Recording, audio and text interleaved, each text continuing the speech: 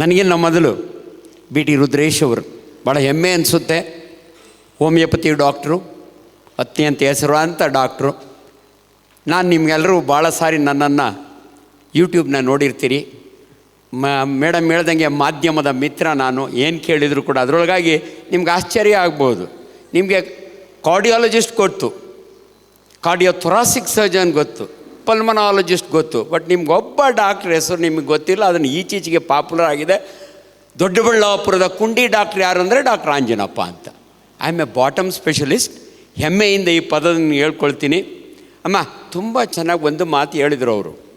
Which is the first cause for death is absolutely true. ಅಮೇರಿಕಾದೊಳಗೆ ನಮ್ಮ ದೇಶದ ಗೊತ್ತಿಲ್ಲ ಆ್ಯಕ್ಚುಲಿ ಸ್ಟ್ಯಾಟಿಸ್ಟಿಕ್ಸು. ನಮ್ಮ ದೇಶದಲ್ಲಿ ನೋಡಿ, ನಾವೆಲ್ಲ ಚಿಕ್ಕ ಹುಡುಗರಿದ್ದಾಗ ಆ್ಯಕ್ಚುಲಿ ನಾನು ನೋಡೋಕ್ಕೆ ಬೆಳ್ಳಗೆ ಫಾರಿನ್ ಡಾಕ್ಟ್ರ್ ಥರ ಇದ್ರು. ನಾನು ಫಾರಿನ್ ಡಾಕ್ಟ್ರ್ ಅಲ್ಲ, ಕರೇಕಲ್ ತುಮಕೂರು ಹನುಮಂತರಾಯಪ್ಪನ ಮಗ, ಅವನು ರೈತನ ಮಗ. ಅವನು ಚಪ್ಪಾಳೆ ಹೊಡೀರಿ, ರೈತನ ಮಗ ಒಂದು ಚಪ್ಪಾಳೆ ಹೊಡಿಬೇಕು ನೀವು.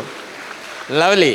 ಈಗ ಯಾಕೆ ಹೇಳ್ತೀನಿ ಅಂದರೆ, ನಾವು ಚಿಕ್ಕ ಹುಡುಗರಾಗಿದ್ದಾಗೆ ಕಾಯಿಲೆ ಮನುಷ್ಯನಿಗೆ ಬರ್ದಿರ ಮರಕ್ಕೆ ಬರುತ್ತಾ ಅನ್ನೋರು.